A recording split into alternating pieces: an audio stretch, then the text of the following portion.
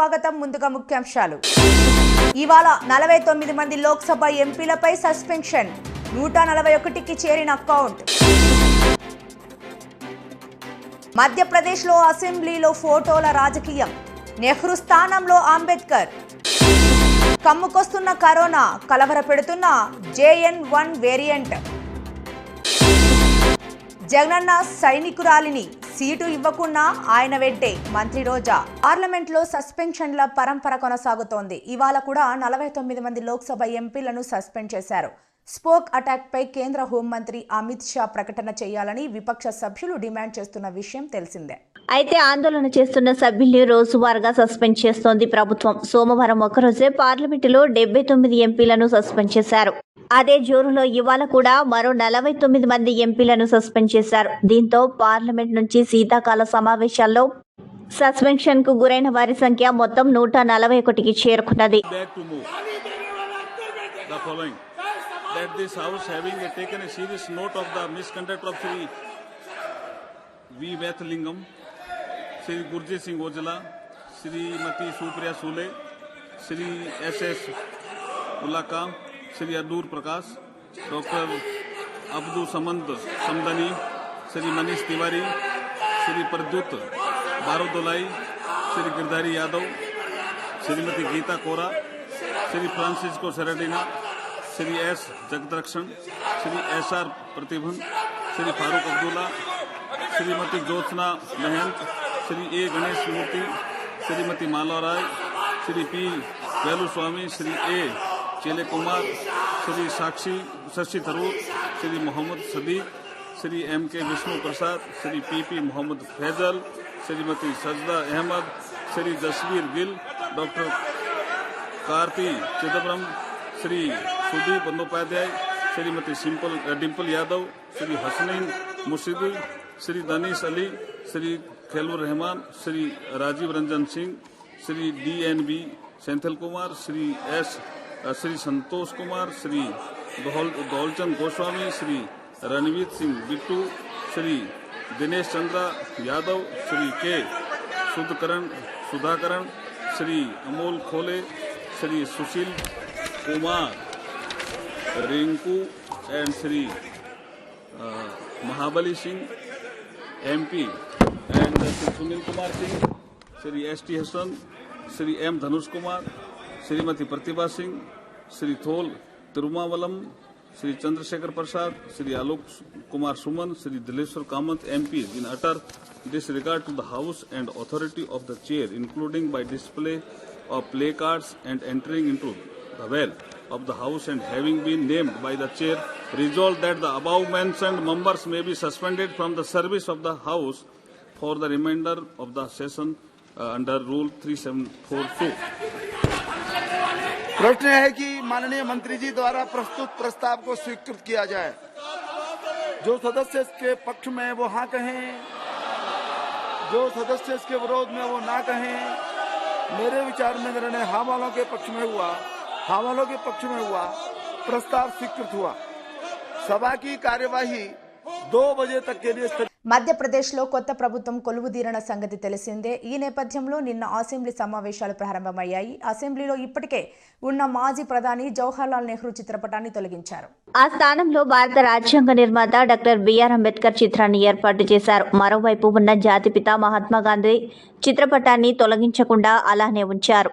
ఇప్పుడు speaker chair కు కుడివైపున గాంధీ, ఎడమ వైపున అంబేద్కర్ చిత్రపటాలు దర్శనమిస్తున్నాయి. ఇక నెహ్రూ చిత్రం తొలగింపుపై కాంగ్రెస్ పార్టీ స్పందించింది. బీజేపీ పార్టీ చరిత్రను కనుమరుగు చేసే ప్రయత్నం చేస్తోందని కాంగ్రెస్ నాయకులు పేర్కొన్నారు. మధ్యప్రదేశ్ అసెంబ్లీలో నెహ్రూ ఫోటోను తొలగించడాన్ని తీవ్రంగా ఖండిస్తున్నామని కాంగ్రెస్ పార్టీ అధికార ప్రతినిధి అబ్బాస్ హఫీజ్ ట్వీట్ చేశారు. బీజేపీ ఇలాంటి చర్యలకు పాల్పడడం దురదృష్టకరమని ఆయన పేర్కొన్నారు. దశాబ్దాలుగా అసెంబ్లీలో వేలాడదీసిన దేశ తొలి ప్రధాని చిత్రపటాన్ని తొలగించడం బీజేపీ యొక్క మెంటాలిటీని తెలియజేస్తుందని అన్నారు. వీలైనంత త్వరగా మాజీ ప్రధాని ఫోటోను అసెంబ్లీలో పెట్టాలని డిమాండ్ చేశారు. లేదంటే తామే ఆ పని చేస్తామని అబ్బాస్ తెలిపారు. దేశంలో కరోనా మహమ్మారి మళ్లీ బుసలు కొడుతున్నది. కోవిడ్ కేసులు మళ్లీ పెరుగుతున్నాయి. గత 24 గంటల వ్యవధిలో కొత్తగా 260 కేసులు నమోదు కాగా 5గురు మృతి చెందినట్లు సోమవారం కేంద్ర ఆరోగ్య శాఖ వెల్లడించింది. కేరళలో 4 మరణించగా ఉత్తరప్రదేశ్లో 1 మృత్యువాత పడినట్టు తెలిపింది. కేరళలో కొత్త వేరియంట్ JN1 బయటపడిన నేపథ్యంలో తాజా పరిణామాలు కలవరపెడుతున్నాయి. కేసుల పెరుగుదల నేపథ్యంలో కేంద్ర ప్రభుత్వం అలర్ట్ అయింది. రాష్ట్రాలు అప్రమత్తంగా ఉండాలని సూచించింది. కేరళలో కొత్త వేరియంట్ నేపథ్యంలో పొరుగు రాష్ట్రం కర్ణాటక ముందస్తు జాగ్రత్త చర్యలు చేపట్టింది. 60 ఏళ్లు పైబడిన వారు, ఇతర అనారోగ్య సమస్యలు ఉన్న వాళ్ళు తప్పనిసరిగా మాస్క్ ధరించాలని సూచించింది. వచ్చే అసెంబ్లీ ఎన్నికల్లో తనకు టికెట్ రాదని ప్రచారం చేస్తున్నారని ప్రతిపక్షాలు ఎల్లో మీడియాపై మంత్రి ఆర్కే రోజా మండిపడ్డారు. తిరుమల శ్రీవారిని దర్శించుకున్న అనంతరం మంగళవారం ఆమె మీడియాతో మాట్లాడారు. తనపై అసత్య ప్రచారం చేస్తూ కొంతమంది సునకానందం పొందుతున్నారని ఆమె అన్నారు. ప్రభుత్వ కార్యక్రమాలు ఏది జరిగినా ముందు వరుసలో ఉండేది నేనే. నేను సీఎం జగనన్నకు సైనికురాల్ని. జగనన్న కోసం ప్రాణం ఇవ్వడానికైనా సిద్ధం. సీటు ఇవ్వకపోయినా జగనన్న వెంటే ఉంటా. మిషన్ 2024లో 175/175లో భాగమవుతా అని ఆమె అన్నారు. ఎన్నికల్లో పోటీ చేసే అంశంపైన ఆమె స్పందించారు. వచ్చే ఎన్నికల్లో పోటీ చేస్తానని స్పష్టం చేశారామె. అయితే జగనన్న మాటే తనకు శిరోధారి అని చెప్పారామె. సీఎం వైఎస్ జగన్ మళ్లీ ముఖ్యమంత్రి కావాలని దేవుణ్ణి కోరుకుంటున్నట్లు తెలిపారు. మీరు పేపర్ తిప్పేసి చూస్తే తెలుస్తుంది. ఎవ్రీ డే గడప గడపకి పల్లె నిద్ర చేస్తూ ఏ విధంగా ప్రజలకి అభివృద్ధి కార్యక్రమాలు, భూమి పూజలు చేస్తూ తిరుగుతున్నారో మీరు చూస్తున్నారు. అలాగే క్యాబినెట్ మీటింగ్స్ కానీ లేదా పార్టీ కార్యక్రమాలు ఏవైనా కూడా ఎప్పుడూ ఫస్ట్ వరుసలో నేనే ఉంటా. అండ్ ఈరోజు పచ్చ ఛానళ్ళు తెలుసుకోవాల్సింది ఒక్కటే, వాళ్ళు ఎంత దిగజారిపోయారంటే వాళ్ళకి 175 కాన్స్టిట్యున్సీలో క్యాండిడేట్లు పెట్టడానికి క్యాండిడేట్లు లేక వైఎస్ఆర్సీపీలో ఎవరైనా గొడవ పడితే బాగుంటుంది, ఎవరికైనా సీట్ ఇవ్వకపోతే బాగుంటుంది, మన పార్టీకి వస్తే వాళ్ళకి ఇద్దామని గోతికాడ గుంట నక్కల్లాగా ఎదురు చూస్తున్నారు. సో వాళ్ళకి నేను చెప్పేది ఒక్కటే, మా పార్టీలో ప్రజలకి ఎంత ప్రేమ ఉందో జగనన్న మీద అంతకి రెట్టించిన ప్రేమ మా అందరికీ ఉంది. మేమందరం కూడా జగనన్న పార్టీ పెట్టక ముందు నుంచి ఉన్నాం. మేము అలగటాల్లో కోపపడటాల్లో ఏమీ ఉండదు. జగనన్న ముఖ్యమంత్రి అయితే మేమందరం కూడా ప్రజలకు సర్వీస్ చేసే అవకాశం మాకుంది కాబట్టి ఆయన ముఖ్యమంత్రి అవ్వడానికి మేము 100% పనిచేసేవాళ్ళం. రెండవది, ఎవరి నియోజకవర్గాల్లో వాళ్ళు ప్రజలకి అందుబాటులో ఉన్నారా లేదా, సర్వేల్లో వాళ్ళు గెలుస్తారా లేదా అనేది అందరికీ బుక్స్ ఇచ్చారు, డిస్కషన్ కూడా అయిపోయింది.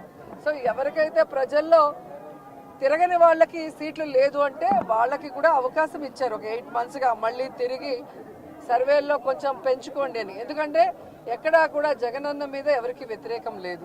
ఎందుకంటే దేశంలో ఏ రాష్ట్రంలో ఏ ముఖ్యమంత్రి చేయనటువంటి విధంగా, ఈ ఆంధ్రప్రదేశ్లో కూడా గతంలో ఏ ముఖ్యమంత్రి చేయనటువంటి విధంగా ప్రతి కుటుంబంలో ఎంతమంది ఉంటే అంతమందికి సంక్షేమాన్ని అందించారు. ప్రతి గ్రామ వార్డులకి ఈరోజు అభివృద్ధిని అందించారు. అలాగే వారికి ఆరోగ్యాన్ని అందిస్తున్నారు, వారి బిడ్డలకి ఈరోజు విద్యను అందిస్తున్నారు, ప్రతి ఒక్కరికి గౌరవంగా ఇళ్ల పట్టాలు ఇచ్చి ఇల్లు ఇస్తున్నారు. ఇంతకన్నా ఏ ముఖ్యమంత్రి దగ్గర ఎవరేం కోరుకుంటారు? ఇక్కడ ఎమ్మెల్యేలు కానీ మంత్రులు కానీ ఒకవేళ ప్రజలకు అందుబాటులో లేక సీటు లేకపోయినా ఆల్టర్నేటివ్ వాళ్ళకి జగన్మోహన్ రెడ్డి గారు ఏం చేయబోతున్నారో కూడా చెప్తున్నారు. కాబట్టి అందుకే ఎక్కడ గొడవలు లేవు, కోపతాపాలు లేవు. అండ్ నా విషయానికి వస్తే, నగిరిలో రోజాకి సీటు లేదు అంటే ఆంధ్రజ్యోతి రాధాకృష్ణన్ నుంచి ఉంటాడా లేదా రామోజీ నుంచి ఉంటాడా? ఆన్సర్ చెప్పాలి. ఈరోజు చంద్రబాబు నాయుడుకి ఒక చోట నించుండే దానికి దమ్ము లేదు, పవన్ కళ్యాణ్కి ఒక చోట నించునే దానికి దమ్ము లేదు. అందుకే రాబోయే ఎన్నికల్లో 2 చోట్ల నించుంటామని చెప్పి సర్వేలు చేయించుకుంటున్నారు. మేము మా ప్రజలకి అందుబాటులో ఉన్నాం కాబట్టే ఈరోజు 2 సార్లు ఎమ్మెల్యేలైనాం, మంత్రులయ్యాం. సో ఖచ్చితంగా 2024 175కి 175 కొట్టబోతున్నాం. మేమందరం కూడా గెలవబోతున్నాం. మళ్ళీ ప్రజల ఆశీస్సులతో ప్రజలకి సర్వీస్ కూడా చేయబోతున్నాం అనేది పచ్చపత్రికలు తెలుసుకోవాలి. ఒకవేళ నగిరిలో రోజాకి టికెట్ నిరాకరిస్తే ఎటువంటి పరిస్థితి? బీసీ నేతకి ఏమన్నా అవకాశం ఇస్తే? ఎవరికి ఇచ్చినా నాకు ఇబ్బంది లేదు. నేనైతే జగనన్న సైనికురాల్ని, జగనన్న కోసం నా ప్రాణమైనా ఇస్తాను. అనేక సందర్భాల్లో చెప్పని రాసి పెట్టుకోండి. అండ్ ఎవరైతే సునకానందం పొందాలనుకుంటున్నారో, రోజాకి సీటు లేదు అని ఒక స్టోరీ లేసి, అది మీకు కొన్ని రోజులకి మాత్రమే సునకానందం. మా కార్యకర్తలకో నాయకులకో ఎవరికి కూడా బాధ లేదు. ఎందుకంటే వాళ్ళకి నిజం తెలుసు నాకు సీట్ ఉందని. ఒకవేళ సీటు లేదని మీరు ఆనందపడినా కూడా నాకు ఇబ్బంది లేదు. మాట పొదుపు నోరు అదుపు చేసుకోవాలని కాకినాడ రూరల్ వైసీపీ మండల అధ్యక్షుడు మరియు జెడ్పీటీసీ నూరుకుర్తి రామకృష్ణ అనే కిట్టు జనసేన నేత పంతం నానాజీపై ఫైర్ అయ్యారు. స్థానిక వలసపాకల గ్రామం నొరుకుర్తి కిట్టు తన నివాస పార్టీ కార్యాలయంలో ఏర్పాటు చేసిన పాత్రికేయ సమావేశంలో కిట్టు మాట్లాడుతూ, నిన్న జనసేన నాయకులు పంతం నానాజీ రాత్రివేళ మా గ్రామంలో పర్యటించి నాపై లేనిపోని అభియోగాలు చేశారని, నేను పట్టాలకి ఒక్కొక్కరి దగ్గర 60,000 రూపాయలు తీసుకున్నానని నాపై అభియోగం చేయడం, అలాగే మా గ్రామంలో పారిశుద్ధ్యం కుంటుపడిందని, డ్రైన్లు రోడ్లు సరిలేవని నానాజీ చెప్పడం చాలా విడ్డూరంగా ఉందని అన్నారు.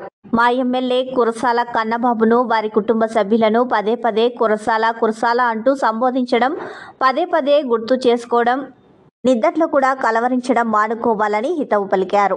జనంలోకి జనసేన అని తిరుగుతున్న మాకు మా గ్రామం నుండి పట్టుమని 10 మంది కార్యకర్తలు కూడా రాకపోవడం మీ నాయకత్వానికి మాయని మచ్చ అని అన్నారు. ఈ సమావేశంలో మార్కెట్ డైరెక్టర్ దూలిపూడి రెడ్డి నాయుడు, గ్రామ కమిటీ అధ్యక్షులు గుత్తుల కృష్ణంరాజు, పొన్నాడ విశాఖ కుమార్, కేతా శ్రీనివాసరావు, డంగేటి వెంకట్, గంగాడి రమణ, కేసుపోయిన విష్ణు, కాకరపల్లి నారాయణ, పాలిక గోవిందు, లోవరాజు, మేడిశెట్టి నాగేశ్వరరావు, వెంకట్ తదితరులు పాల్గొన్నారు. ఇక్కడికి వచ్చిన మీడియా మిత్రులందరికీ నమస్కారం తెలియజేసుకుంటున్నాను. ఇక్కడ ప్రెస్ మీట్ పెట్టవలసిన కారణం ఎందుకు అంటే, నిన్న పంతం నానాజీ గారు అంట మా గ్రామం వచ్చి, వలసప గ్రామం వచ్చి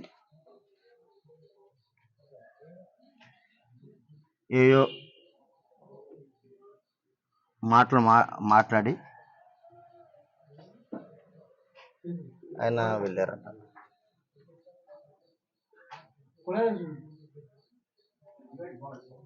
ఆయనకి 19 వినత పత్రాలు ఇచ్చారంట. అదే ఇంటింటి తిరిగితే 19 వినత పత్రాలు లేకుండా ఆయన ఒక క్వశ్చన్ పేపర్ రాసుకున్నాడు.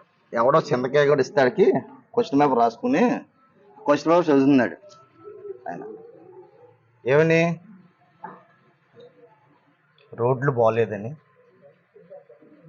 డ్రైనేజీలు బాగోలేదని, శానిటేషన్ బాగోలేదని. అసలు నానాజీ అంటే పెద్దోడు కాబట్టి, నానాజీ గారు మీకు మా గ్రామం మీద మీకు అవగాహన ఉందా? ఫస్ట్ ఏ విలేజ్ వచ్చినా సరే, ఏ గ్రామం వచ్చినా ఫస్ట్ ఆ విలేజ్లో లోటుపాట్లు ఏంటి, ఆ విలేజ్ ఏం చేస్తే బాగుంటుంది అంటే, మనం ప్రజాస్వామ్యంలో ఉన్నప్పుడు ప్రజలకి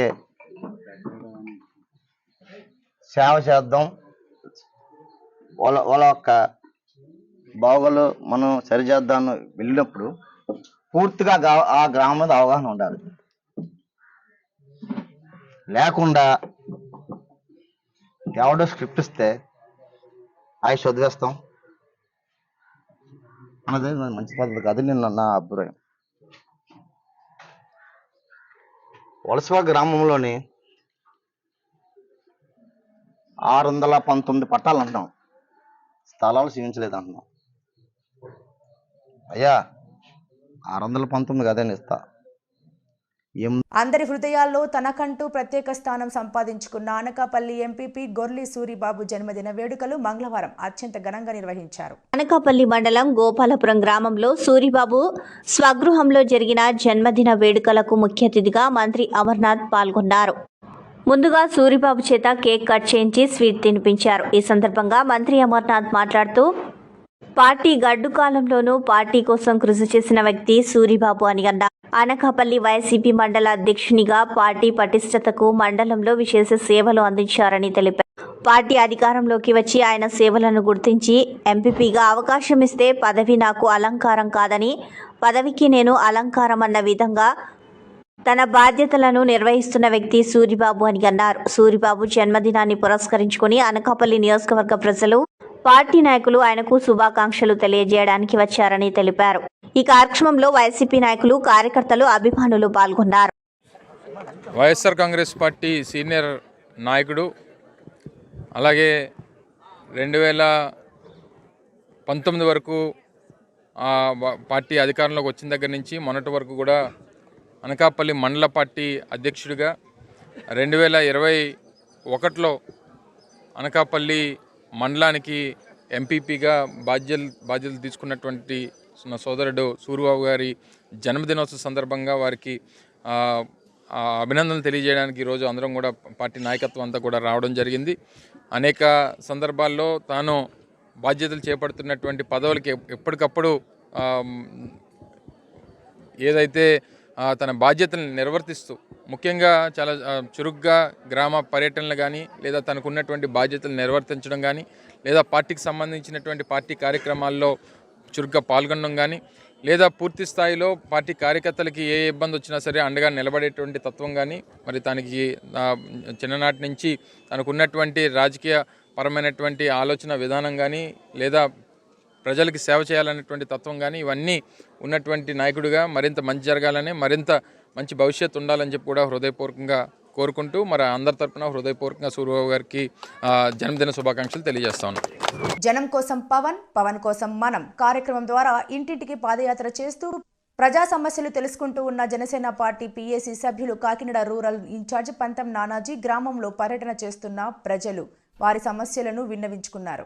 గ్రామంలో మంచినీటి సమస్య అధికంగా ఉందని, కొరమాండల్ పరిశ్రమ వారు ట్యాంకర్ ద్వారా అందిస్తున్నారని, ట్యాప్స్ ఉన్నా సరైన నిర్వహణ లేక మంచినీరు రావడం లేదని, డ్రైనేజీ వ్యవస్థ అస్తవ్యస్తంగా ఉందని, సరైన అనుసంధానం లేక వర్షం వచ్చినప్పుడు ముప్పుకి గురవుతూ అనేక ఇబ్బందులు పడుతున్నామని, పారిశుద్ధ్యం లేకపోవడంతో, దోమలు పెరిగిపోవడంతో వ్యాధులు వ్యాపిస్తున్నా పట్టించుకునేవారు లేరని, ఈ గ్రామానికి 12 సంవత్సరాల నుండి స్థానిక ఎన్నికలు జరపకపోవడంతో అధికారుల పాలనలో అభివృద్ధికి లేకుండా పోయిందని తెలిపారు. వీటన్నింటినీ అధికారుల దృష్టికి తీసుకువెళదామని, సరైన చర్యలు చేపట్టకపోతే త్వరలోనే జనసేన టీడీపీ ఆధ్వర్యంలో ప్రజాప్రభుత్వం రాబోతోందని, మీ సమస్యలు పరిష్కారం చేస్తామని హామీ ఇచ్చారు.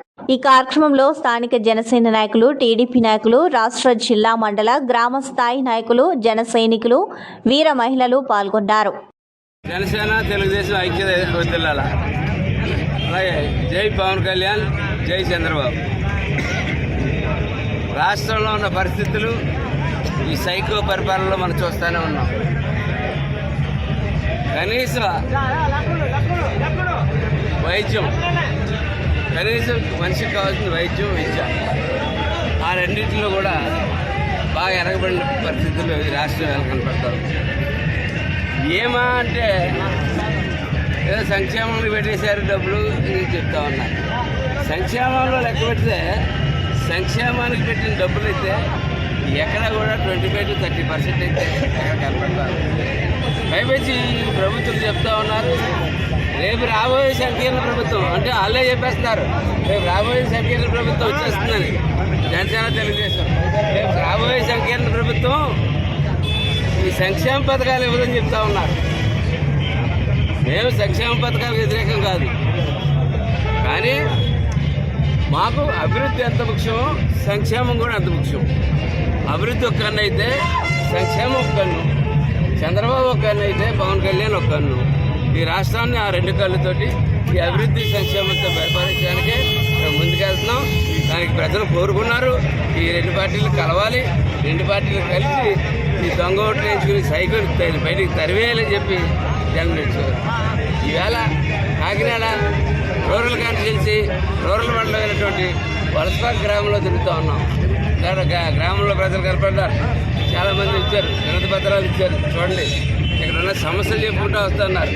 సమస్య అంటే 1-2 సమస్యలు ఉంటాయి. కాగితాలు సమస్యలు ఇక్కడే కనపడుతూ ఉన్నాయి.